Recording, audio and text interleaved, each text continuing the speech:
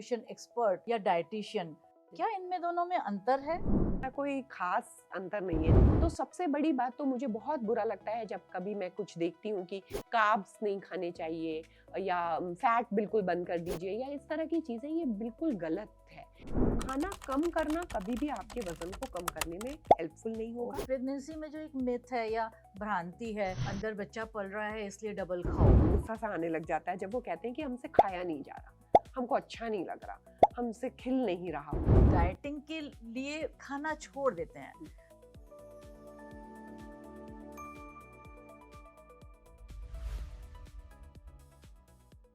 आप लोगों ने कभी तो अपने डाइट को सोचा होगा कि आज से हम ये डाइट खाएंगे, ये खाएंगे और दिस इज इट, हम तो अब यही मानेंगे।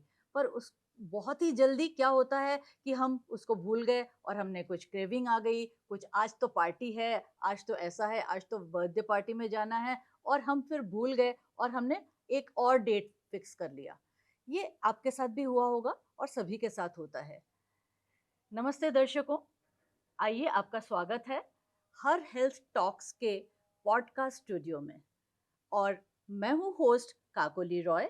मैं एक क्लिनिकल साइकोलॉजिस्ट हूँ और आज हमारे जो गेस्ट हैं वो हमारे शहर की जानी मानी डॉक्टर विभा खरे, जो कि एक डाइटिशियन है, न्यूट्रिशन एक्सपर्ट हैं, और आज हम सबको ये वो बताने वाली हैं कि ढेर सारी चीज़ें जो ज़रूरत है हमें और जिनको साइंटिफिकली हम लोग आगे बढ़ा सकते हैं। नमस्कार और स्वागत है आपका आज के इस शो में। नमस्कार मैम, बहुत बहुत धन्यवाद। मैं उनसे आज इतनी सारी बातें मन की भी और अपने ऑडियंस की तरफ से भी पूछना चाहती हूँ कि वो सारे मिथ्स और हमारे जो हमारे मन में रहता है कि ये होता है वो होता है, वो सारे भ्रांतियां हट जाएं। ये मैं बिल्कुल चाहूँगी आज आपसे। पहला प्रश्न जो मेरा है वो आपके ऊपर ही है। मैं आपको बहुत सालों से जानती हूँ और कैसे आप इस फील्ड में आई या इस फील्ड से आपका कैसे नाता जोड़ा, और उस वक्त जब आपने आई उस वक्त तो शायद आपने देखा होगा कि इतना अवेयरनेस ही नहीं है कि लोग एक डाइटिशियन के पास अपनी डाइट के लिए आए। तो तब तब आपको कैसा लगा होगा, ये थोड़ा सा आप बताइए मुझे सबसे पहले। मुझे बहुत खुशी हो रही है आज यहाँ पर काकोली मैम आपके साथ बैठकर, क्योंकि आपको मैंने एज अ सीनियर हमेशा देखा और आज आपके साथ यूँ बराबरी से बैठकर मुझे बहुत ही अच्छा लग रहा है। तो सबसे पहली तो बात मैम, आपने बहुत सही पूछा कि हमारे समय में न्यूट्रिशन इतना कॉमन फील्ड नहीं था। पर मैंने कैसे इस फील्ड को चुना, मैंने बहुत बचपन में जब मैं शायद 7वीं या 8वीं में पढ़ती थी, मैंने इस फील्ड को चुन लिया था। क्योंकि मेरी एक कज़िन थी जिन्होंने फूड एंड न्यूट्रिशन से एमएससी किया हुआ था और वो स्टूडेंट्स का पीजी या यूजी स्टूडेंट्स का वाइवा लेने आई हुई थी हमारे घर पर। तो पहली बार मैंने उनसे पूछा कि आपने क्या पढ़ा है, तो उन्होंने मुझे बताया। फिर तो पहले ये जो हमारा सब्जेक्ट था वो होम साइंस के हाँ अंतर्गत जी, आता जी था। जी जी। जी, तो बीएससी होता था होम साइंस और फिर होता था post graduation in food and nutrition. अब तो अलग अलग तरीके के अलग अलग यूनिवर्सिटीज में कोर्स चल गए हैं और अब जो ऑथेंटिक सबसे कोर्स है वो उसमें ये है कि BSc clinical nutrition and then MSc उसमें। तो हमने पहले होम साइंस में बीएससी किया और उसके बाद एमएससी किया जबलपुर यूनिवर्सिटी से। और मेरा ये था कि उस समय तक इतना आगे की करियर की राह क्लियर नहीं थी, लेकिन हाँ ये क्लियर था कि मुझे ये सब्जेक्ट पढ़ना है। और शायद मैं इसकी तरफ इसलिए आकर्षित हुई क्योंकि मैं बचपन में बहुत दुबली हुआ करती थी। अभी भी और हैं। तो हर कोई मुझे ना बहुत मतलब मदर पेरेंट्स को भी और मुझे भी ऐसे बहुत लोग बोला करते थे कि खाती क्यों नहीं हो, इसको कुछ अच्छे से खिलाओ वगैरह वगैरह। तो इसलिए शायद मेरा इस सब्जेक्ट के प्रति एक प्राकृतिक रुझान था। और जब भी मैंने पास किया 1993 में, तब से ही कुछ ऐसी अब इस उम्र में आकर लगता है कि ईश्वर की ही कृपा रही कि मुझे कुछ ना कुछ काम मिलता ही रहा। मैंने खुद कभी ऐसा सोचा नहीं कि मैं ये करूंगी या वो करूंगी, पर भगवान ने ही कोई ऐसी राह खोली कि मैंने उसे किया। और काम, हर काम ही मैंने मन से किया। तो शुरू में तो टीचिंग ही थी ज्यादातर करके, और डाइट काउंसलिंग के लिए कभी कभार, और मैं एक छोटे शहर से बिलोंग करती हूँ, छतरपुर से। तो वहाँ पे तो ऐसे डाइट काउंसलिंग के लिए कोई खास स्कोप था नहीं।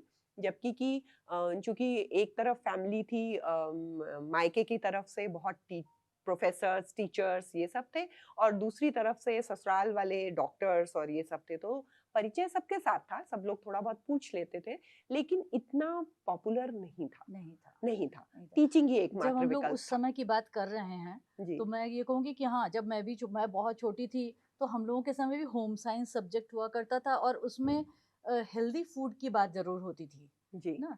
और उस वक़्त ये नहीं पता था कि इसका एक ऑक्यूपेशनल इतना बड़ा बिल्कुल। फ़ील्ड होगा, हुँ, और ऐसे व इतने एक्सपर्ट्स हमारे सामने आएँगे। ये जी। बिल्कुल भी नहीं पता था, जो कि आज समझ में आ रहा है। दूसरा चीज़ कि मैं तब से अब तक की यात्रा, आपने कहा 93 में आप पास आउट हुए और उसके पहले से ही आपने सोच लिया था ये बनना हुँ, है, और 90s में भी अगर मुझे याद है तो मैं यही जानती हूँ कि उतना अवेयरनेस था नहीं। पर वो 90s और आज 26, इतना जो समय बीता, आप उस समय और इस समय को कैसे देखती हैं? मैडम अगर देखा जाए तो सचमुच अब बहुत अवेयरनेस आ गई है हुँ, लोगों में। अब जो लोग हमारे पास आते हैं, और इस अवेयरनेस में डेफिनिटली इंटरनेट का बहुत हाथ है, कि अब जो लोग हमारे पास आते हैं वो पहले जैसे नहीं होते कि उन्हें कुछ भी नहीं पता हो। और इससे कुछ साल पहले 2000 शायद 11-12 के अराउंड भी मैं डाइट काउंसलिंग कर रही थी, बट बेसिकली वो डाइट काउंसलिंग मेरी जिम्स में थी। लेकिन बहुत सारे लोग ऐसे जिम को अच्छा नहीं मानते वहाँ काम करना, लेकिन ऐसा नहीं है। वहाँ पे जितने भी हायर प्रोफेशनल्स थे, मुझे याद है कि एक नगर निगम के उस समय कमिश्नर थे, वो वहाँ आते थे, बहुत क्वेश्चंस लेके आते थे, अपनी क्वेरीज लेकर आते थे। और तो इस तरह से वहाँ तब जो काउंसलिंग होती थी, वो थोड़ा-थोड़ा इंटरनेट का ज्ञान था। अब अगर मैं ये समय देखूँ तो 2011 के बाद से अब ना लोग भ्रमित ज़्यादा हो गए हैं।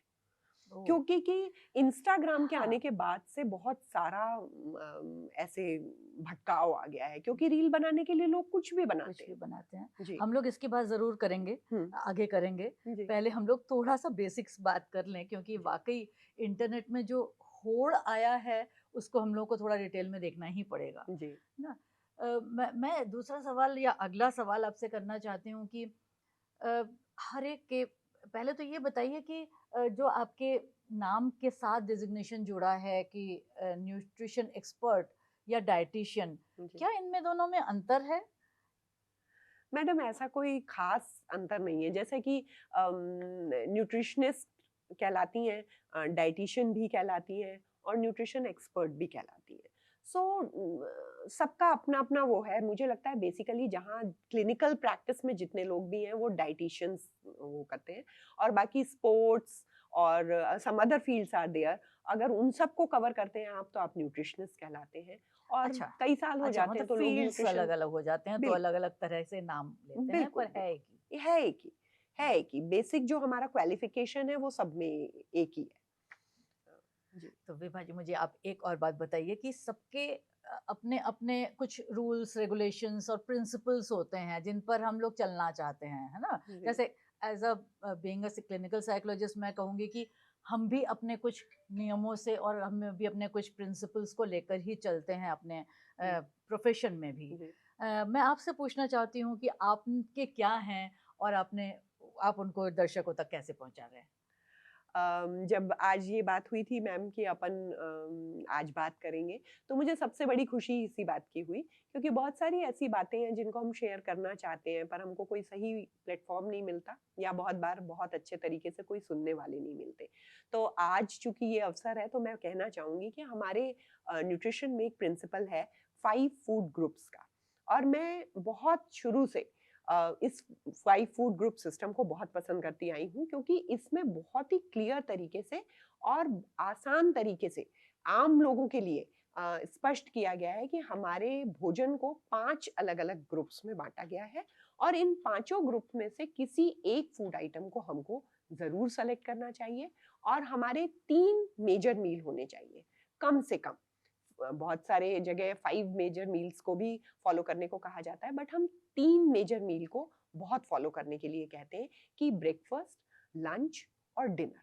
और इसमें इन पांचों फूड ग्रुप से, जिसमें अनाज आते हैं, दालें आती हैं, और दूध और दूध से बने हुए भोज्य पदार्थ, और मीट, फिश, पोल्ट्री आता है, और इसी के साथ फ्रूट्स एंड वेजिटेबल और फैट्स एंड शुगर्स, जो कि एक खाने। बार हम लोग रिपीट करते हैं जी, दर्शकों के लिए। जी, आपने कहा अनाज पहला, हाँ, दूसरा आपने कहा दालें दालें और एंड दलहन, पल्सेस, जी, और तीसरा आपने कहा मिल्क प्रोडक्ट्स, और है ना? साथ ही साथ meat, fish, poultry, meat, fish, poultry, सारे एनिमल प्रोटीन्स ओके। एक एंड साथ, फोर्थ आपने कहा fruits and fruits and vegetable, vegetables, जी। And fifth? Fifth one is fats and sugars, जो सिर्फ ओके। खाने को पकाने के लिए या स्वाद देने के लिए यूज होते हैं। इनको हम अगर न भी लें तो कोई बात नहीं है, इनको हम अपनी ऊर्जा की आवश्यकता के अनुसार, हमको कितनी एनर्जी कैलोरीज चाहिए उसके अनुसार घटा बढ़ा सकते हैं।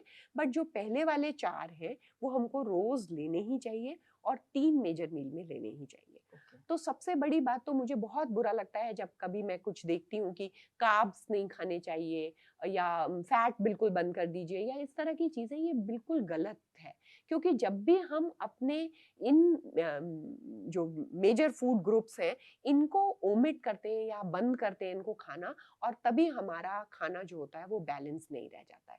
और जब भी हमारा फूड बैलेंस नहीं होगा तो फिर हमको बहुत सारी ऐसी कमियां, ऐसी डेफिशिएंसियां डेवलप होना शुरू होती हैं जिनको क्लियरली नाम देना बहुत मुश्किल हो जाता है। लेकिन उनकी वजह से आपके बॉडी की जो मेजर प्रोसेसेस हैं वो अफेक्टेड होती हैं। और इस बात को बल दिया मुझे अभी जब मैं इनफर्टिलिटी के केसेस देखती हूँ।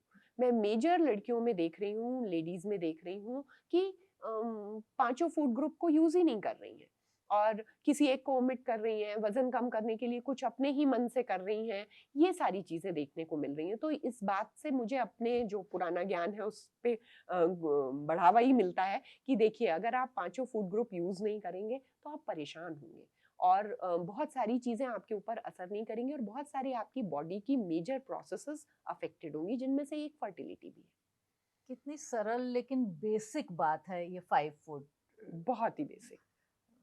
जो आपका रूल है जी, ना, ये बहुत ही सरल है लेकिन बहुत ही इम्पोर्टेंट है। इससे मिलता जुलता जो मैं एक और क्वेश्चन आपको पूछना चाहती हूँ, हम लोग बैठे हैं आज हर हेल्थ में, और लड़कियों की बात आई कि जब इनफर्टिलिटी के लिए लोग आते हैं या छोटे उम्र की लड़कियां आती हैं, थोड़ा सा मुझे इनके बारे में बताइए कि उन वो किस लिए आती हैं, और आप क्या उनको बताती हैं? क्या आपका उनको डाइट चार्ट किस तरह का रहता है? और उसके बाद फिर हम लोग डायग्नोस्टिक चीज़ें भी हम लोग एक-एक करके देखते हैं। है ना? जी। तो अभी हमारे पास ज़्यादातर पेशेंट्स जो आ रहे हैं मैम, वो एक तो छोटी उम्र की जो लड़कियाँ आ रही हैं, उनको पीसीओएस की प्रॉब्लम हाँ, है ना? बहुत इम्पोर्टेंट है, और यहाँ पर मैं ये बताना चाहूँगी कि ये साइकोसोमैटिक डिसऑर्डर भी है, जी, तो इसमें बहुत सारा रोल हमारा भी होता है कि हम बिल्कुल। स्ट्रेस लेती हैं, बच्चियाँ आजकल बहुत तरह का स्ट्रेस होता है, और स्ट्रेस फूड के बारे में भी हम लोग आगे बात करेंगे। हुँ, तो वो बहुत सारी चीज़ें इस पीसीओएस में हम लोगों को देखने को मिलती हैं। बिल्कुल। जी। तो मेजर स्ट्रेस तो मैडम बच्चों को पढ़ाई की वजह से ही है और उसी की वजह से उनकी इनमोबिलिटी है। बैठ के ज़्यादा देर पढ़ने की वजह से वो एग्ज़ैक्टली। एक्सरसाइज़ नहीं कर रहे हैं और एक्सरसाइज़ नहीं करने की वजह से जो भी वो थोड़ा बहुत भी अमाउंट खा रहे हैं खाने में, उसकी वजह से उनका वेट गेन हो रहा है। प्लस हार्मोन्स इम्बैलेंस है, तो इस वजह से भी उनका वेट गेन हो रहा है और वेट गेन होने की वजह से वो और खाना कम कर देते हैं।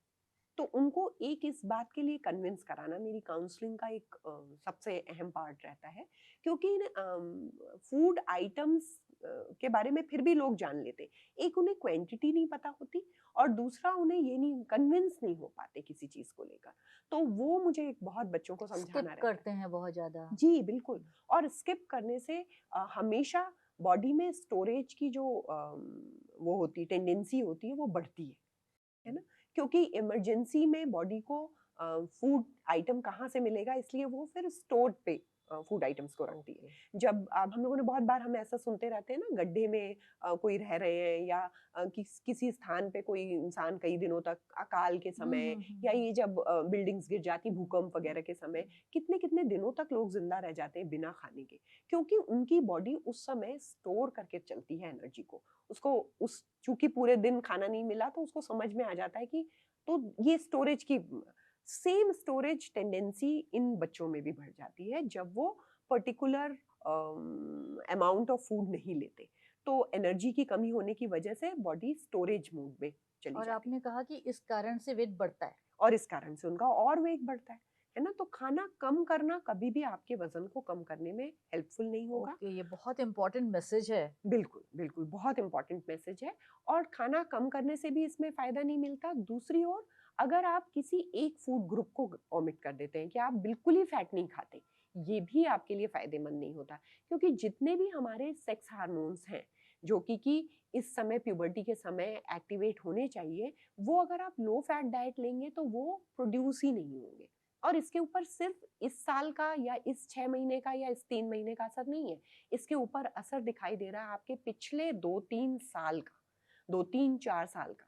तो ये भी एक बहुत ख़ास बात है। दूसरी ओर प्रेगनेंसी में अगर आप सही तरीके से अमाउंट नहीं लेंगे, तो जब बच्चों में मैन्युफैक्चरिंग डिफेक्ट होगा, उनकी ग्लैंड्स ही सही तरीके से नहीं बनी, तो फिर आगे जाकर इन बच्चों को पीसीओएस का प्रॉब्लम तो होना ही है, क्योंकि उनका सही अमाउंट में हार्मोन्स प्रोड्यूस नहीं होंगे।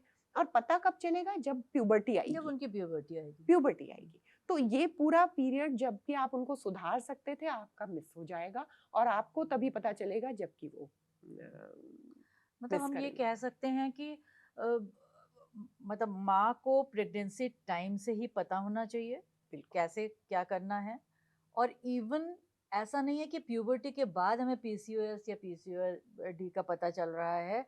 ये एक्चुअली पिछले कई सालों से किए हुए आप एक्सपीरियंसेस हैं आपके, जिसकी वजह से ये सारी चीज़ें हो बिल्कुल। रही हैं। ये सब बता रहे हैं कि आपने क्या-क्या चीज़ें मिस करी पीछे।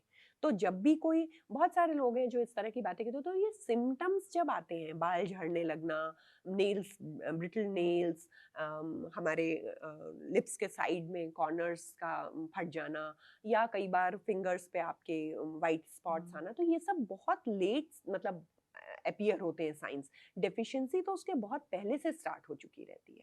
तो हमको पता नहीं चलता इन बातों का और हम जो भी अपना गलत तरीका है उसको कंटिन्यू करते हैं बहुत दिनों तक। तो तो आपके पास एक तो ये कम उम्र की लड़कियां आती हैं, है ना? जी, दूसरा जो उसके बाद इनफर्टिलिटी का, क्योंकि हॉस्पिटल वो स्पेशलाइजेशन है, हुँ। तो वो जो आते हैं उनको आप क्या सलाह देते हैं, और उनको क्या गुजरना पड़ता है किन चीज़ों से? जैसे आईवीएफ के पेशेंट्स को क्या सलाह देते हैं आप, और प्रेग्नेंट वुमन को क्या सलाह देते हैं आप? थोड़ा सा ये भी बताइए। मैं बस ज़्यादातर मैडम इसी बात पे ध्यान देती हूँ कि जो भी हार्मोन उनको कम हो रहा है, वो उसके कॉन्स्टिट्यूएंट्स क्या हैं, है ना? और क्योंकि हर चीज़ जैसे हम कहते हैं ना आप जो सोचते हैं वैसा बन जाते हैं, वैसे ही जो आप खाते हैं आपका शरीर वैसा ही बनता है। तो जो कॉन्स्टिट्यूएंट्स उसमें यूज़ हो रहे हैं जैसे कि जो हमारे हार्मोन्स होते हैं बहुत सारे उनमें कोलेस्ट्रॉल उनके कॉन्स्टिट्यूएंट पार्ट है और उसमें ही इसी तरीके से तो मैं हमेशा डाइट में जाकर देखती हूँ कि क्या ये उनकी डाइट में बहुत कम है, तो मैं इसके लिए रिकॉल लेती हूँ। और रिकॉल लेने के साथ मैं थोड़ा-सा इनफॉर्मल भी बात करती हूँ, किस तरह की फैमिली है उनकी, किस तरह का खाना-पीना चलता है उनका, ये थोड़ा जानने की कोशिश करती हूँ और फिर उनकी डाइट में। तो हमारे पास दोनों तरह के पेशेंट आते हैं मैडम, एक तरफ आते हैं बहुत हाई अवेयर। एक हाँ, highly aware as well as high income group. Plus एक तरफ हमारे पास आते हैं बिल्कुल। लोअर इनकम ग्रुप जो कि इतनी कुछ चीज़ें अफ़ोर्ड ही नहीं कर पाते।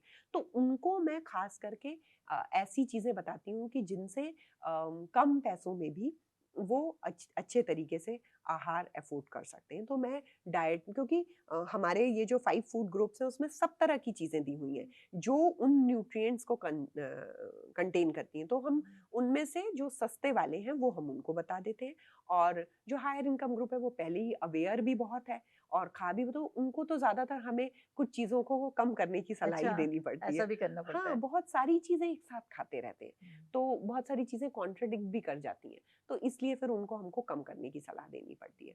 तो ज़्यादातर कंसंट्रेशन मेरा उनका पुराना रिकॉल लेके और असेसमेंट बहुत इम्पोर्टेंट है हमारे फील्ड में कि डाइटिशियन की सफलता इसी बात पर होती है कि वो अपने पेशेंट को किस तरह से असेस करती है कि इसके शरीर में क्या हो रहा होगा या इसके शरीर में किस चीज़ की कमी हो रही होगी जिसको कि मुझे इसको अच्छे तरीके से देना है ये असेसमेंट ही बहुत इम्पोर्टेंट है और जो कि अनुभव से आता है। प्रेगनेंसी में जो एक मिथ है या भ्रांति है कि अंदर बच्चा पल रहा है इसलिए डबल खाओ, ना? या फिर आप नहीं खाओगे तो बच्चा कैसे बढ़ेगा, हाँ। ना? तो इस के लिए आप क्या कहती हैं पेशेंट्स तो को? मैं इसके लिए बहुत ही अच्छा प्रश्न किया मैम आपने, काकोली मैम, कि आईसीएमआर जो हमारा Indian council of medical research है, वो फर्स्ट ट्राइमेस्टर के लिए कोई भी एक्स्ट्रा अलाउंसेस नहीं देता है ना, नहीं कहता कि कुछ भी एक्स्ट्रा लेने की जरूरत है। हम लोग डाइटिशियंस को हमको बता रहा है कि कुछ भी एक्स्ट्रा कैलोरीज या एक्स्ट्रा प्रोटीन नहीं देना है, लेकिन हमें बहुत सारे हमारे पेशेंट्स के रिकॉल के अकॉर्डिंगली उनका प्रोटीन और उनका एनर्जी रिक्वायरमेंट जो होता है वो सुधारना पड़ता है, क्योंकि बहुत सारे हैं जो सही अमाउंट में प्रोटीन नहीं ले रहे हैं। जो हमारा नॉर्मल है 0.8 ग्राम पर केजी बॉडी वेट ही है, लेकिन वो भी नहीं ले पा रहे हैं लोग, और मिसकंसेप्शंस की वजह से, बिल्कुल। क्योंकि वो सब जानते ही नहीं कि किन चीज़ों में प्रोटीन पाया जाता है। और वो बहुत बार प्रोटीन, हाई प्रोटीन चीज़ों को कुछ ऐसी चीज़ों के साथ रिप्लेस कर लेते हैं। जैसे अगर मैं किसी को बोलूँ कि दूध लेना है आपको, तो कहते हैं दूध हमें अच्छा नहीं लगता, हम केला ले सकते हैं। तो हमको उनको समझाना पड़ता है कि भाई इससे मिलते उसका जुलते रिप्लेसमेंट वो उसका नहीं है। रिप्लेसमेंट ये नहीं है। तो इस तरह से हमको उनको समझाना पड़ता है। तो पहले फर्स्ट ट्राइमेस्टर में कोई एक्स्ट्रा डिमांड नहीं है, लेकिन फिर भी हम उनको उनकी जो रिक्वायरमेंट के अनुसार है उस पे लाने की कोशिश करते हैं। और फिर सेकेंड और थर्ड ट्राइमेस्टर में उनके जो एक्स्ट्रा अलाउंसेस है, तो सिर्फ 300 कैलोरीज सेकेंड ट्राइमेस्टर में है। 300 कैलोरीज मीन्स एक रोटी, एक कटोरी चावल और एक कप, बड़ा कप अगर हम दूध दे देते हैं तो ये 300 कैलोरीज उससे ही पूरी हो जाएंगी। एक्चुअली हमें क्वालिटी सुधारनी है। यस, कितने लोग यस। हैं जो रोज हरी पत्तेदार सब्जियां खाते हैं? नहीं खाते। और जबकि बार बार छोटे छोटे से एडवर्टाइजमेंट में मैडम, दूरदर्शन के बिल्कुल जो कहना चाहिए जिन पे कुछ भी पैसा खर्च नहीं किया गया, उन एडवर्टाइजमेंट्स तक में आपको बार बार और प्लेट में दिखाई जाती है कि कितनी क्वांटिटी में आपको हरी पत्तेदार सब्जियां खानी। उसके बाद भी जब मैं किसी फोलिक एसिड की कमी वाले पेशेंट को देखती हूँ, और जो मैंने अभी 2-3 देख लिए अभी भी हॉस्पिटल में, बहुत दुख होता है कि इतनी सस्ती चीज के कारण भी आपके शरीर में ऐसी कमी हुई जिससे बच्चा जीवन भर के लिए प्रभावित हो गया। एक्चुअली ये शायद मुझे ऐसा लगता है कि ये सस्ती या महंगी वाली चीज नहीं है, उनके मन में ये बात घुसती नहीं घुसती है नहीं। कि ये कितना इम्पोर्टेंट है, बिल्कुल सही है। और उनके ये खाने से बच्चे में क्या सुधार आ सकता है या हमारे अंदर क्या सुधार आ सकता है, ये अब जो काउंसलिंग आप कर रही हैं, ये बहुत उनको फायदा मिल रहा है शायद। Yes ma'am. और जैसे कि मैम आप लोगों को साइकोलॉजी में तो बहुत सिखाया जाता है, हम लोगों को भी उसका कुछ पार्ट सिखाया जाता जी, है कि जी। काउंसलिंग में आपको कंपैशन रखना है, ये सब, जो कि वास्तविकता में थोड़ा अनुभव के साथ ही आता है एक तो। और दूसरा, मैं आपके साथ पहले भी कभी बात कर चुकी हूँ कि मैं निचरिन बुद्धिज्म को फॉलो करती हूँ। हम्म, तो उसमें भी मैंने कंपैशन के बारे में बहुत कुछ सीखा। तो बहुत सारे पेशेंट्स के साथ हम खूब कंपैशन रख के और उनको काउंसिल करते हैं। लेकिन फिर भी कभी कभी मुझे कुछ पेशेंट्स के ऊपर बहुत गुस्सा सा आने लग जाता है जब वो कहते हैं कि हमसे खाया नहीं जा रहा, हमको अच्छा नहीं लग रहा, हमसे खिल नहीं रहा। तो मुझे बहुत वो लगने लग जाता है कि फिर मैं उनको बहुत समझाती हूँ कि देखिए, आपके बच्चे की पूरी ग्रोथ, पूरा उसका डेवलपमेंट, उसके आगे आने वाले जो जिंदगी है, उसकी इतनी बड़ी जिंदगी, उस सब में सब कुछ इस नींव पे आधारित है। तो आप अपने मन पे थोड़ा कंट्रोल कर लें, आप अपनी जुबान पे थोड़ा कंट्रोल करें, और अनुशासन के साथ प्लीज थोड़ा खाएं। तो वहां मैं थोड़ी थोड़ी कभी कभी थोड़ा स्ट्रिक्टली उनको कह देती हूँ कि ये तो करना ही पड़ेगा आपको। और इसको मैं चाहूंगी कि हमारे पेशेंट्स जो ये देखें हम्म, कभी हमारी ये वार्ता, तो वो ये इस बात को समझे कि सोचिए कितनी बड़ी बात है ना, जो कि हम कहते हैं हमेशा ये जो सब चीजें हैं कि हम माँ ऐसी होनी चाहिए और माँ ऐसी होती हैं। तो भावनाएं और वो सब अपनी जगह है। मैं चूंकि अपनी फील्ड की हूँ, को बढ़ा रही हूँ, तो मैं बोलूंगी कि न्यूट्रिशन एक बहुत ही इम्पॉर्टेंट पार्ट है जिसको आपको बिल्कुल भी मिस नहीं करना जी। आपने अभी अनुशासन की बात की, है। जी। तो मैं थोड़ा सा अनुशासन की का ही प्रश्न पूछ रही हूँ आपसे। जी। कितना ज़रूरी है, हम लोग लाइफ़स्टाइल की बात करते हैं ना, जी। उसमें आहार आता है, कोई एक्सरसाइज़ भी आता है, और साइकोलॉजिकल एक एक धैर्य या अपने आप में स्थिरता, ये सारी चीज़ें आती हैं। बिल्कुल। और हम लोग उसके लिए कोई ना कोई एक्सरसाइज़ सब लोग कहते रहते हैं कि हम लोग ये करो, वो करो, वो करो, वो हम्म। करो। मेरा मेरा प्रश्न यही है कि लाइफ़स्टाइल के लिए किसी को भी, चाहे वो कम उम्र की लड़कियाँ हों, लड़के हों, एडल्ट्स हों, डिसिप्लिन कितना ज़रूरी है? अ, हम लोगों ने अभी बात की स्किप करना, या लोग डाइटिंग के लिए छोड़ देते हैं, खाना छोड़ देते हैं। हम्म। तो क्या ये फ़ायदेमंद होता है? या कैसा डिसिप्लिन होना चाहिए एक्चुअली? बिल्कुल। तो काकोली मैम ये भी मैं आपको बताना चाहती हूँ कि जब भी कोई वुड बी मदर हमारे सामने आती है, कोई प्रेग्नेंट लेडी हमारे सामने आती है, तो मैं हमेशा उसको इसी नज़र से देखती हूँ कि ये अपने बच्चे को क्या सिखाएगी आगे जाके। और मैं यही कहती हूँ कि ना आपने तो जैसा कर लिया कोई बात नहीं है, लेकिन आप प्लीज़ कुछ सीखिए और बच्चे को अपने सही-सही चीज़ सिखाइएगा। तो मैं यही कहती हूँ कि डिसिप्लिन हम लोग जैसा कहते हैं कि हर फील्ड में ज़रूरी है, खाने के मामले में हम क्यों इतने लापरवाह हो जाते हैं? बिल्कुल। हमको नाश्ता ज़रूर करना चाहिए और आप देखिए कहीं भी आप पढ़ेंगी, वहाँ ज़रूर लिखा रहता है और ये बात हमारे घर में पहले पुराने समय में बड़े-बूढ़े सिखाते भी थे कि घर से जब आप निकलो, तो घर से अच्छे तरीके से खाना खा के फिर ही निकलना चाहिए। और अब अगर हम देखते हैं ना काकोली मैम तो ज़्यादातर यंगस्टर्स घर से बिना कुछ खाए निकलते हैं, है ना? उनसे खाया ही नहीं जाता। स्कूल गोइंग चिल्ड्रन की बात कर लें, बिल्कुल, नहीं बिल्कुल। खा के कुछ जाते कोचिंग हैं, के बच्चे कोचिंग के बच्चे नहीं खाते हैं। और किसी भी रिसर्च को उठा लेंगे, पढ़े-लिखे बच्चे सब कुछ आजकल गूगल में सर्च कर रहे हैं। सर्च करिए कि ब्रेकफ़ास्ट करे बगैर आपका स्कूल का जो पढ़ाई का आउटकम होता है, परफॉर्मेंस परफ़ॉर्मेंस होता है, वो कैसा होता है? बहुत से और रिसर्च जो है। लोग खाना खा के जाते हैं, जिनकी बॉडी में डेफ़िशिएंसीज़ नहीं होती, उनका आउटकम कैसा होता है? तो मैं हमेशा कहना चाहूँगी कि ये जो आपकी अज्ञानता है, इसके पीछे आधा से अधिक कारण न्यूट्रिशन ही है, कि आपने सही तरीके से नाश्ता करके आप घर से निकले ही नहीं। तो नाश्ता करना बहुत इम्पोर्टेंट तो है। मतलब आप कहना चाह रहे हैं कि टाइम टाइम से खाना, हुँ, चाहे वो नाश्ता हो, चाहे लंच हो, चाहे तो वो एक टाइम बाँध लें बाँधना अपना है, और उस टाइम से ज़रूर खाएँ और ये गर्भवती महिलाओं को भी शायद आप सबको बताती ही सभी होंगी, को। ना? तो हुँ, ये बहुत इम्पोर्टेंट है, जी, ना? बिल्कुल, इसके साथ-साथ एक और भी चीज़ है जी। कि मैं सीधा सवाल करती हूँ कि वेट जब बढ़ता है हुँ, उसमें भी लोग उपवास करने लगते हैं या इतने दिन की फास्टिंग या आजकल जो कीटो और बहुत तरह की चीज़ें आ गई हैं, इनके बारे में आप क्या कहना चाहेंगी? क्योंकि अगर मैं आजकल के नौजवानों की बात करूँ, चाहे वो लड़कियाँ हों या लड़के हों, वो सब बहुत अट्रैक्ट होते हैं इन सब चीज़ों में, बिल्कुल। है ना? तो क्या आप कहना चाहेंगी? आपका क्या प्रिंसिपल है? मैडम देखिए एक इसमें है कि किसी का कीटो डाइट से वज़न कम हो गया होगा। Keto diet is basically for neurological disorders और किसी का वज़न कम हो गया होगा, तो अब उसको पॉपुलराइज़ कर दिया गया कि कीटो डाइट से वज़न कम होता है। चलिए अगर आपको वज़न कम करने के लिए बहुत डेस्परेशन है, आपने फ़ॉलो भी किया, तो मेरा कहना है कि बस कुछ दिन के लिए फ़ॉलो करिए और उस कुछ दिन का मेरा मतलब तो बस 15 दिन या 1 महीने से ही है। इससे ज़्यादा अगर आप किसी इस तरह की डाइट को फ़ॉलो करते हैं, तो वो फ़ायदेमंद बिल्कुल भी नहीं है, बल्कि ये आपकी बॉडी को नुकसान ही पहुँचाए। कीटो डाइट हुई, एटकिंस डाइट हुई, ये सब इस तरह की डाइट थी जो एक्सपेरिमेंटल डाइट थी और इनको वेट लॉस के लिए इंट्रोड्यूस किया गया और होता यही है कि जिसको जिस चीज़ से फ़ायदा हो जाता है वो दूसरों के बीच में उसी का प्रचार करने लग जाता है। तो इनको ज़्यादा लंबे समय तक फ़ॉलो नहीं करना चाहिए।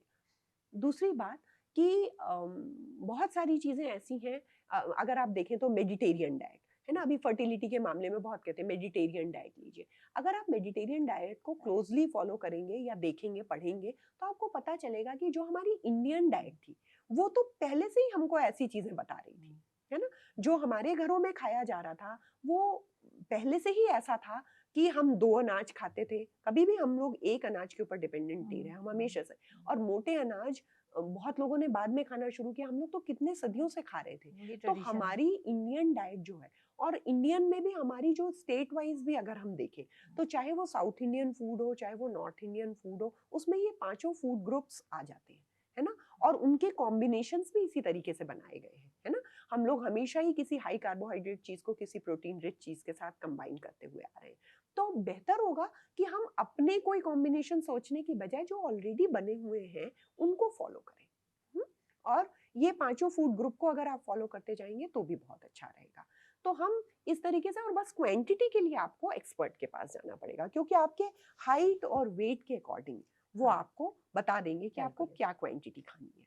और एक जनरल उसमें मैं कई बार लोगों को बताती हूँ कि प्राकृतिक रूप से हमें जो साइज़ दिया गया है ना? जैसे कद्दू, तरबूज जिनमें वाटर की क्वांटिटी ज़्यादा है वो बड़े साइज़ के हैं और ड्राई फ्रूट्स छोटे-छोटे साइज़ के होते हैं। उनमें फैट, प्रोटीन बहुत ही हाई अमाउंट में होता है। तो उनको उनके साइज़ को थोड़ा ध्यान में रखते हुए उसी हिसाब से थोड़ा कम खाएँ।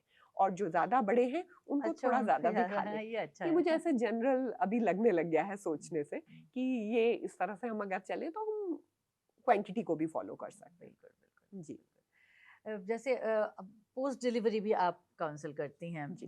और आप उन लोगों को के साथ बात करती हैं क्या खाना है क्या आपने अभी बताया कि अलग अलग राज्य के लोग अलग अलग प्रांत के लोग अलग अलग जगह के लोगों में अलग अलग तरह का खाना पीना होता है हुँ, जैसे for example I am from Bengal हुँ, ना मतलब बंगाली कल्चर को बिलोंग करती हूँ पर जब हमारे यहाँ वो जो लड्डू बनते हैं वो नहीं बनते हुँ, आफ्टर डिलीवरी हुँ, ना कोई नहीं खाता हुँ, पर जब मैं एमपी में आई तो यहाँ देखा हर घर में बनते हैं एग्ज़ैक्टली। ना तो ये क्या अंतर है इसमें जरूर शायद वहाँ का कल्चर में कुछ ऐसी चीजें होंगी जो उनको रिप्लेस करती होंगी बिल्कुल। या जहाँ पर ये सब नहीं बनता है हुँ। तो आप थोड़ा इन दर्शकों को वो बात बताइए मैं मैडम इस बात के ऊपर Kakoli ma'am thank you so much कि ये ना इस बात पर तो मैं बहुत ही सबको कहती हूँ कि खाना-पीना इकोलॉजिकल कंडीशंस और क्या अवेलेबिलिटी ऑफ फूड है उसके ऊपर निर्भर करता है। हम्म, तो जिस इलाके में जो चीज़ उगाई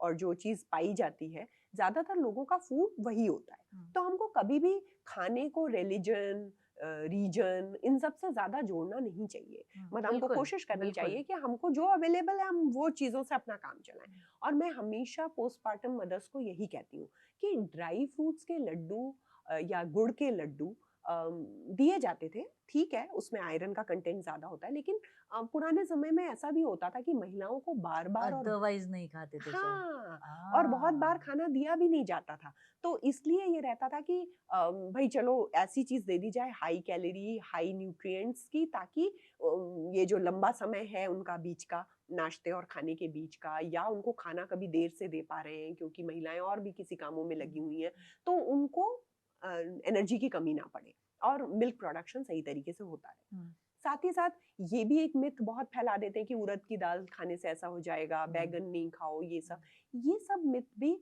अब नहीं अब इतना परिवर्तन हो गया है हर चीज में इतने बायोटेक्नोलॉजिकल जेनेटिकली मॉडिफाइड सीड्स और ये सब आ गए हैं कि सब फल सब्जियों के जो पुराने स्वरूप थे वो अब सब बदल चुके हैं एक्चुअली एक चीज दूसरी चीज कि हमको ज्यादातर अब के समय में क्योंकि अब महिलाएं नॉर्मल डिलीवरी खुद से नहीं करा रही हैं अच्छा और बुरा तो जाने दीजिए वो एक अलग बहस है लेकिन उनको ये रहता है कि भाई हमको तो सिजेरियन ही चाहिए हमको तो सिजेरियन ही चाहिए तो बस पोस्ट ऑप डाइट जो है वही हमको उनको देनी है हाई प्रोटीन्स देने हैं और जरूरी नहीं है कि वो ड्राई फ्रूट से ही आए वो मिल्क एंड मिल्क प्रोडक्ट से भी आ सकते हैं अगर उनके घर में मीट फिश पोल्ट्री खाया जाता है तो उसको वेल कुक्ड होना चाहिए लीन होना चाहिए और उनको अलग अलग ब्रेक में 2-3 बार में उनको देना चाहिए एक साथ ज्यादा सा अमाउंट देनी बहुत बार मैं सुनती हूँ किसी किसी को 3 अंडे 4 अंडे तो हमारे लिए तो ये एक बहुत बड़ा मतलब एक मैं पूरा 2 घंटे का लेक्चर सुना सकती हूँ लेकिन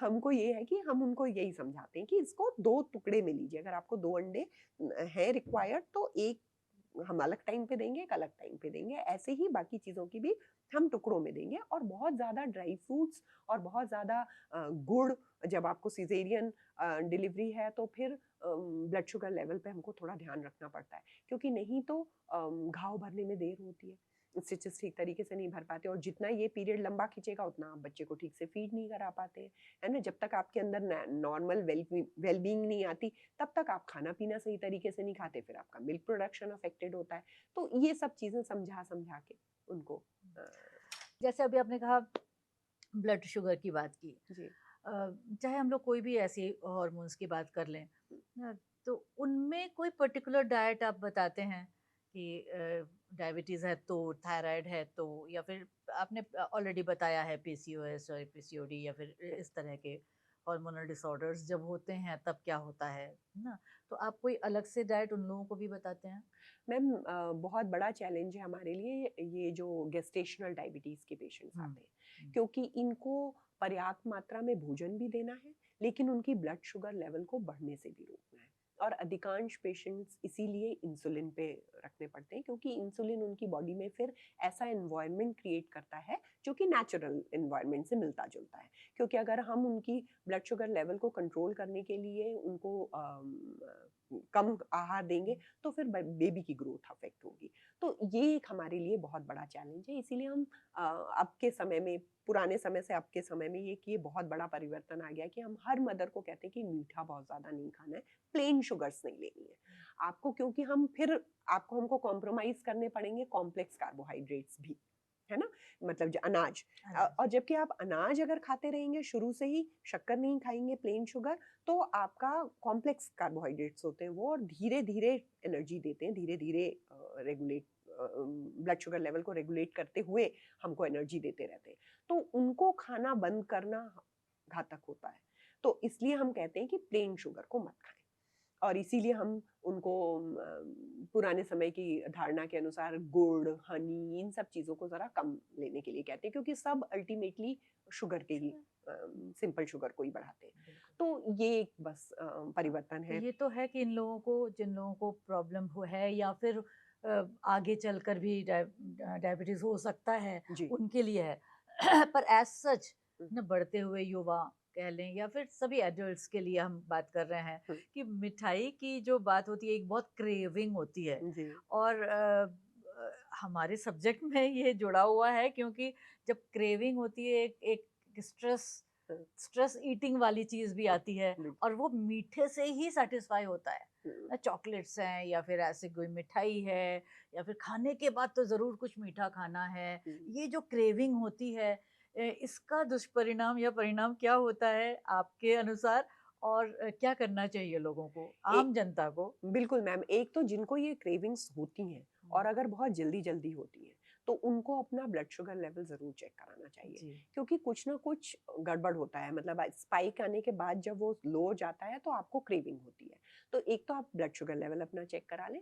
दूसरी बात कि आप कोशिश करें कि फ्रूट से इस क्रेविंग को शांत करने की नेचुरल कोशिश करें। चीज़ें। और थर्ड है कि मिल्क बेस्ड जितनी डेज़र्ट्स होते हैं, मैं उनको सलाह देती हूँ कि आप वो खाइए।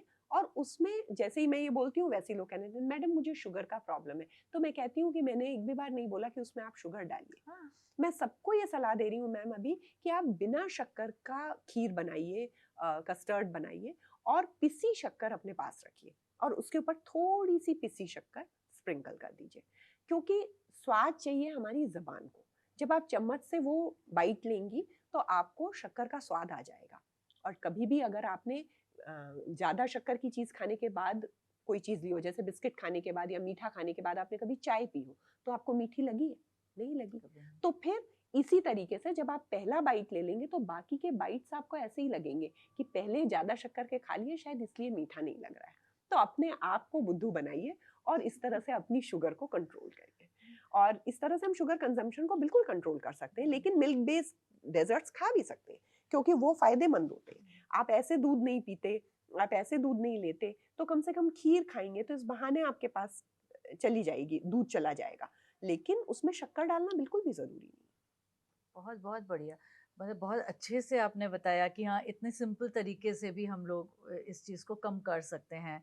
हम लोग जो इसके साथ जोड़ सकते हैं वो ये है कि हमारा विल पावर, विल पावर। हमारा विल पावर कहीं ना कहीं नहीं होता है, और इसीलिए हम लोग फिर से उस आदत की तरफ चले जाते हैं। तो वो बिल्कुल। आदत को मेंटेन करना कि हमें अगर नहीं खाना है मतलब नहीं खाना है, हुँ, और अगर हमें कम खाना है तो कम खाना है, या कौन सी चीज़ से हम शुगर ले सकते हैं, ये अगर हम लोग बिल्कुल प्लानिंग करके चलें, हुँ। तो शायद इस ये दिक्कत आएगी ही नहीं लोगों बिल्कुल को। सही कहा मैडम आपने। Will power is very important thing. The other thing is that समर्पण, है ना? सरेंडर। बिल्कुल। क्योंकि जो कि हम लोग हमेशा हर जगह सुनते आए हैं, शायद अब ये उम्र के साथ हमको ये समझ में आने लग गया है कि आप जब एक बार ट्रीटमेंट के लिए आए हैं, डायटीशियन के पास, साइकियाट्रिस्ट के पास, या आईवीएफ ट्रीटमेंट करा रहे हैं गायनेकोलॉजिस्ट के पास, तो सरेंडर करिए कि जो आपको बताया जा रहा है, जो करा जा रहा है, वेरी वेरी आप ट्रू। खुद ही सोचिए कि हम अपने करियर पे क्यों दाग लगने देंगे, या हम अपना प्रोफेशन क्यों खराब होने देंगे।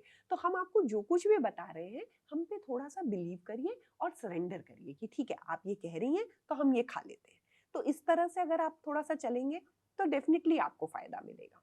इससे ही मैं एक सवाल जो पहले हम लोग बात कर चुके हैं, मैं यहाँ फिर से लाना चाहती हूँ ताकि हम डिटेल में बात कर सकें कि इंटरनेट, हम्म। कभी कोई चीज़ के बारे में ऐसा लिखा जाता है कि बहुत अच्छा है जी। और दूसरे ही रिसर्चेस पढ़ो या दूसरी ही आर्टिकल्स पढ़ो और दूसरे रील्स देखो तो बिल्कुल उसका ऑपोजिट या कंट्रोवर्शियल चीज़ें देखने को मिलती हैं और इससे लोग बहुत कंफ्यूज हो जाते हैं हुँ, ना। कहीं बोल रहे हैं मिलेट्स खाओ तो कहीं बोलते हैं नहीं खाओ, कहीं बोलते हैं शुगर खाओ, कहीं बोलते हैं नहीं खाओ, कहीं बोलते हैं कुछ और करो दूसरी तरफ। तो ये एक ही प्लेटफॉर्म पर अगर हमें अलग अलग इंफॉर्मेशंस बहुत तरह के मिलते हैं जिससे हम कंफ्यूज होते हैं हुँ, और स्पेशली आजकल की युवा पीढ़ी, राइट। उनको आप क्या कहना चाहते हो? मैं तो उनको यही कहना चाहती हूँ कि देखिए अगर आपको रील बनानी है तो प्लीज़ जो ये एक्सपर्ट फ़ील्ड्स हैं इनको छोड़ दीजिए। आपको रीलें बनानी है, आप और किसी चीज़ पे बनाइए, मस्ती करिए, सब कुछ करिए लेकिन प्लीज़ न्यूट्रिशन को इसके लिए मत यूज़ करिए। बस इसलिए कि लोग उसको बहुत देखते हैं। तो प्लीज़ ऐसे मिथ्स और मिसकंसेप्शंस मत फैलाइए और जब भी आपको कोई डाइट फ़ॉलो करने की ज़रूरत पड़े या ट्रीटमेंट लेने की ज़रूरत पड़े तो आप एक्सपर्ट के पास जाइए और उनकी राय को अंतिम वो मानिए। उनके सामने बहुत बार ऐसा करते हैं कि बहस करते हैं कि वो गूगल में तो ये बता रहा है या रील में तो पढ़ ये के बता आते रहा हैं। है ना? तो फिर अब हमारे पास इतना टाइम नहीं होता कि हम उनको सर्च करते रहें कि कौन थे वो और वो क्या थे? ये सब करने की ज़रूरत नहीं। जब आप एक्सपर्ट के पास आए हैं, तो प्लीज़ एक्सपर्ट को मानिए।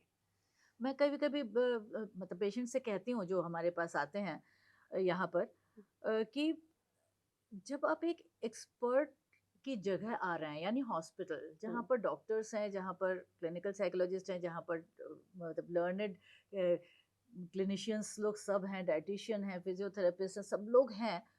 वहाँ पर आप लोग इतना पढ़ने की ज़रूरत कहाँ है ना? हुँ, आपके समाज सब क्वेश्चंस हैं, आप लिख के लाइए ना राइट, और वहाँ पूछिए जो लोग इसके एक्सपर्ट हैं।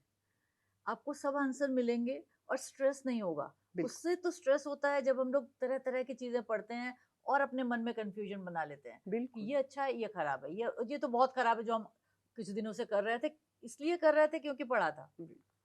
तो वो जो कन्फ्यूजन है, वो मेरे ख्याल से एक्सपर्ट के पास जाने से ही वो खत्म होगा। बिल्कुल मैडम, इतना मिसकंसेप्शन फैला रखा है खानों के भोजन के बारे में कि ये गरम होता है, ये ऐसे होता है। एक तो गरम का कंसेप्ट मुझे लगता है ज़्यादातर जो एनर्जी रिच, प्रोटीन रिच और ज़्यादा न्यूट्रिएंट्स कंटेन करने वाले फूड आइटम्स हैं, उनको मुझे लगता है सस्टेनेबिलिटी के लिहाज से कि उनको कम खर्च करें आप क्योंकि उसमें नेचर का इतना कुछ लग चुका है, तो उन उसके लिए उनको गरम कह दिया। कैसे रोकें खाने से कि एक्सेस में ना हो जाए? और ये भी सच बात है कि बहुत सारे न्यूट्रिएंट्स ऐसे हैं जिनकी एक्सेस से भी एक पर्टिकुलर तरह का डिसऑर्डर होता है हमारे शरीर में।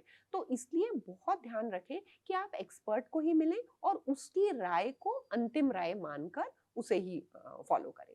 तो आप और किसी चीज़ में हल्की-फुल्की चीज़ों में आप इधर-उधर कर सकते हैं। पर आप सोच सकते हैं कि अगर आप एक्सरसाइज़ करने में कुछ गलत कर लेते हैं या उसमें तो ऐसे ही भोजन को भी मानें। कि हुँ। अगर आप भोजन में भी कुछ गलत राय मान लेते हैं तो आपको नुकसान हो सकता है। तो इसका तो बहुत ध्यान रखना पड़ेगा।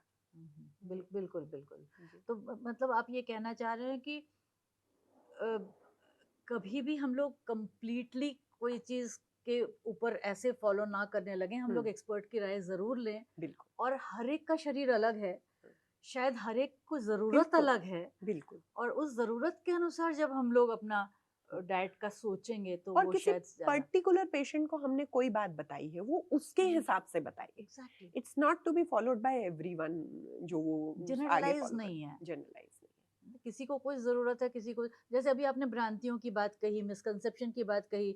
अक्सर लोग दही इसलिए नहीं खाते कि वो ठंडा होता है हुँ, ना। आप थोड़ा-सा बताएँ कि हाँ। क्या कौन-कौन सी चीज़ें ठंडी होती हैं और उसको खाना चाहिए? देखिए मैं ये नहीं कह रही कि आयुर्वेद नहीं मानिए, पर अगर आप आयुर्वेद मान रहे हैं तो फिर पूरा उसी को फॉलो करिए। पर अगर आप हमारे पास आ रहे हैं तो हम साइंस पढ़कर आए हैं। हमारे हिसाब से शरीर में जो भी चीज़ जाएगी वो पहले डाइजेस्ट होगी, फिर एब्ज़ॉर्ब होगी और हर चीज़ अपने जो कॉन्स्टिट्यूएंट्स होते हैं जैसे प्रोटीन है वो अपने अमाइनो एसिड्स में बदलेंगे।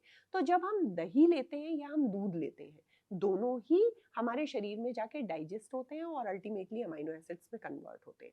तो दही ठंडा हम नहीं मानते, हम सिर्फ उस समय उसका जो टेम्परेचर है, उससे हो सकता है कि आपका कभी गला खराब हो जाए। तो मैं हमेशा ही अपने हर पेशेंट्स को ये सिखाती हूँ कि रूम टेम्परेचर पे उसको लाकर फिर कंज्यूम करें या फिर फ्रेश दही को यूज करें। तो ऐसा कुछ भी नहीं है कि कोई फूड आइटम्स ठंडा है या गर्म है। और एक दूसरी चीज है कि आप अपनी व्यक्तिगत उसको पहचाने कि आपको कौन सी चीजें सूट करती हैं या आपको कौन सी चीजें नहीं सूट करती हैं। Specially for those patients who are constipated, उनका कुछ पर्टिकुलर चीजें होती हैं जो कि उनको कॉन्स्टिपेशन करती हैं। तो आप अपने से फाइंड आउट करें कि आपको कौन सी चीज, उसके बाद भी अगर मैं कह रही हूँ कि नहीं नहीं आप ये चीज अभी भी इस तरीके से खा के देखिए, तो एक बार ट्राई जरूर करिए। क्योंकि अगर वो चीज हाई फाइबर है तो वो आपको कैसे कॉन्स्टिपेशन कॉज करेगी, मे बी किसी कारण से ही आपने गलत समझा उसको। तो ये छोटी छोटी चीजें हैं जो हम सुधारना विभा चाहते जी, एक और चीज़ मेरे दिमाग में आ रही है हैं। कि जी। आजकल पैकेटेड फूड बहुत मिल रहे हैं। जी। आपको आपका क्या कहना होगा उसके लिए, क्योंकि बहुत बहुत इजी टू मेक हम्म। और रेडीमेड चीज़ें होती हैं हम्म। ना, तो अब अक्सर लोग ये कहते हैं कि वो ओरिजिनल नहीं है। तो आपका क्या कहना है इसमें? ये बिल्कुल सही है मैम। और एक बहुत ही पॉपुलर प्रोडक्ट है जो कि कहता है कि वो बहुत रियल है। हम्म, बट कैसे हो सकता है? आप सोचिए, जो चीज़ महीने भर से शेल्फ में रखी हुई है, आप खुद ही एक्सपेरिमेंट करके देख लीजिए। आप फलों का रस निकाल सही कर जूसेस, हाँ। 15 मिनट रख लीजिए नॉर्मल टेम्परेचर पे और फिर आप उसका टेस्ट देखिए।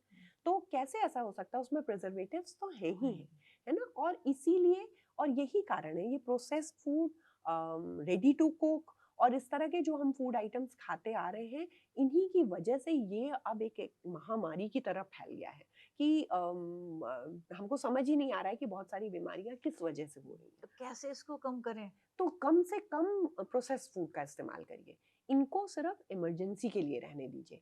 जैसे मैं बहुत कहती हूँ प्रेग्नेंट लेडीज को कि बिस्किट तभी इस्तेमाल करें जब जैसे आप हॉस्पिटल आई हैं, है ना? अब आपको कभी भी डॉक्टर कॉल कर सकती है, तो आप भूख लग रही है उस समय, तो तब आप बिस्किट खाएं ताकि आपके हाथ भी गंदे नहीं होए और आप फटाक से उसको कर सकती हैं, एक्ट कर सकती हैं। लेकिन घर में बैठकर जब आपके पास इतना कुछ खाने के लिए अवेलेबल है, तब क्यों खाना? इसी तरीके से मैं बनाना को बहुत प्रमोट करती हूँ, ब्रांड एम्बेसडर हूँ मैं बनाना की, कि क्या भगवान बात ने है! हमें इतना अच्छा पैक करके दिया है, तो हम क्यों कोई और चीज़ खरीदने जाते हैं? जब भूख लगे तो बनाना एक ऐसी चीज़ है जो कि बहुत ही हाइजीनिक तरीके से खाई जा सकती है और इतना अच्छा उसका इलेक्ट्रोलाइट बैलेंस है कि आपको इतना फटाफट एनर्जी भी दे देगा, आपको ये जो थकान लग रही है, ये जो आपका पसीने से सोडियम, पोटेशियम कुछ मिसमैनेज्ड हो गया है, उस सबको कंट्रोल रखेगा। तो क्यों ना हम बनाना खाएँ रादर देन बाइंग कोई ऐसे पैकेज्ड फूड, बिस्किट या कोई और चीज़ लेने की बजाय। तो ये थोड़ा-सा ध्यान रखें कि हम जितना हो सके नेचुरल फूड आइटम्स को खाएँ और उनकी शेल्फ लाइफ जितनी लंबी है, उतने ज़्यादा उसमें केमिकल्स हैं। जैसे आपके इस एक्सपीरियंस में, जब से आप मतलब एज अ क्लाइंट्स देख रहे हैं इसके लिए, ईटिंग डिसऑर्डर्स के पेशेंट्स आपने देखे हैं जो बुलिमिया या इस तरह के पेशेंट्स होते हैं, क्योंकि हम लोगों के पास आते हैं ऐसे पेशेंट्स, जी। और ऐसे पेशेंट्स के का मेन यही होता है, एनोरेक्सिया नर्वोसा की हाँ, बात कर लें या फिर बुलिमिया की बात कर लें, कि या तो वो लोग खाते नहीं हैं या खाते हैं तो निकाल वो देते हैं। जाकर वो निकालते हैं, ओवर एक्सरसाइज करते हैं। न, इन लोगों के लिए बहुत ज़रूरी होती है, हमारी भी और आपकी भी। हुँ, तो हम लोगों की मतलब मल्टी डिसिप्लिनरी थेरेपीज़ उस समय उन लोगों के लिए ज़रूरत होती है। बिल्कुल। क्या आप कोई पेशेंट के बारे में, इसके बारे में या कोई और पेशेंट के बारे में बताना चाहेंगे? मैम, बहुत क्लासिक एग्जाम्पल तो नहीं आया अभी तक बुलिमिया हुँ, या एनोरेक्सिया, लेकिन हाँ, लोगों को प्रोटीन को लेकर बहुत एंजाइटी है, बहुत एंजाइटी है ना? और इस चीज़ को लेके वो बहुत कॉन्शियस हैं और या तो बहुत ओवर कॉन्शियस हैं और या तो बहुत ही लो प्रोटीन ले रहे हैं और उनको कोई अवेयरनेस ही नहीं है। अवेयरनेस ही ये नहीं इस है। दो तरह के एक्सट्रीम एंड्स दिखाई पड़ रहे हैं। या तो फिर प्रोटीन के नाम पर पता नहीं क्या-क्या प्रोटीन पाउडर्स लेते रहते हैं, तो मैं उनको यही ज़्यादातर सजेस्ट करती हूँ कि ठीक है, अगर आपको ऐसा लग रहा है कि हमारा प्रोटीन बहुत ही कम है और आपको प्रोटीन लेना ही है, तो प्लीज़ मेडिकल स्टोर से प्रोटीन पाउडर्स खरीदें, है ना? हुँ, एक ये बात हमेशा सिखाती हूँ और दूसरी ये बात कि जिनका प्रोटीन बहुत कम होता है, उनको प्रोटीन आइटम्स के बारे में थोड़ी जानकारी देती हूँ। और ये जो साइकोलॉजिकली जो थोड़ा उनका डिस्टर्बेंस होता है, ये मुझे ज़्यादातर पेशेंट्स में तो नहीं दिखाई दिया, बट हाँ, 2-1 पेशेंट्स ऐसे हैं जिनका मुझे दिखाई दिया कि बहुत ही कम खाते हैं। बहुत ही कम खाते हैं कि मैं मोटी हो जाऊंगी, बिकॉज़ क्योंकि एडोलेसेंस में हम लोगों ने बहुत देखा है वो चीज़ कि उस वक़्त लड़कियाँ, लड़के भी हम्म ना नहीं खाते हैं, टिफ़िन बाहर फेंक के आते हैं, कहीं छुपा देते हैं, नहीं खाते हैं। घर वाले सोच रहे हैं कि उनकी डाइट ठीक है, हम्म पर वो खाते ही नहीं हैं। ना एग्जैक्टली अलमारियों से मिलती हैं, वो हम्म छुपा कर कहीं भी रख देते हैं और वो सड़ जाता है और they don't eat at all. तो ऐसे हमारे सामने बहुत से केसेज़ आए हैं जी उस उम्र के आते हैं। तो हम लोग उनको बिल्कुल आपके पास अब से भेजेंगे और हम ये कहेंगे कि मतलब जो कहा जा रहा है वो एटलीस्ट फॉलो करिए जी और एग्जैक्टली आपको क्या ज़रूरत है वो शायद आप खुद नहीं समझ पाएंगे, इसलिए तो एक्सपर्ट की एक्सपर्ट ज़रूरत की है। जरूरत नहीं, पड़ेगी ये आप, बहुत इम्पोर्टेंट है। तो बहुत आप भी इम्पोर्टेंट। समझती हैं कि हम लोग को एक साथ काम करना चाहिए। हाँ, बिल्कुल मैडम, मेरे पास बहुत से ऐसे पेशेंट्स मैं आपके पास भेजती भी हूँ हम्म, कि जिनको मुझे देखकर ही समझ में आ जाता है कि वो जो मैं बोल रही हूँ उसको वो ले नहीं पा रहे हैं, क्योंकि उनको कुछ एंजाइटी है हाँ, और मे बी जो फिजिकल कंडीशन चलती रहती है उसकी वजह से। आईवीएफ के पेशेंट भी बहुत स्ट्रेस में आते हैं, यस। होगा कि नहीं होगा, क्यों नहीं हो रहा है, और इस तरह की बातें, तो इनको भी थोड़ा सा और पैट करना स्ट्रेस और पड़ता है। ईटिंग में बहुत एसोसिएशन है बहुत और ये दोनों एसोसिएशन, तरह से हो सकता है, या तो वो एपेटाइट को बिल्कुल कम कर देता है हाँ, और या टू या फिर मच वो हो जाता बढ़ा देता है, है, बिल्कुल। तो वो बहुत ज़्यादा ओवर ईट करने लगते हैं। हाँ, तो वो तो मैडम एक हमारा कॉमन टॉपिक है ना, शायद वो फाइट और flight fight and response, flight. है ना, कि उसमें यही होता है कि कुछ लोग खा के खूब वो होते हैं कि उनको एनर्जी फ्लो होता है और फिर वो रिलैक्स फील करते हैं।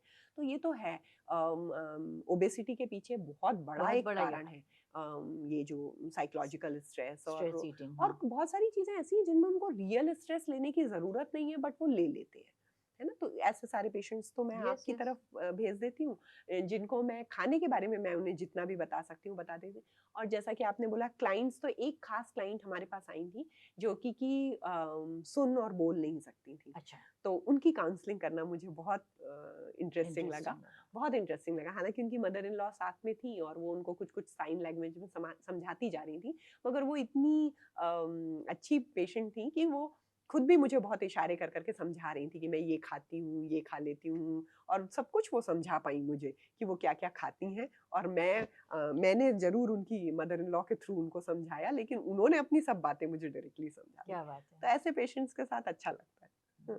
बहुत तरह के लोग आते बहुत हैं और तरह उनके साथ काम करने में वाक़ई बहुत मज़ा आता है। मैं रैप अप करने से पहले वापस आप पर आती हूँ, आपके एक पर्सनल क्वेश्चन पर आती हूँ। आपने इतनी सारी बातें कही, आपने इतनी सारी डाइटिंग के लिए बहुत मतलब इन्फॉर्मेशंस दी है सब सारे दर्शकों को।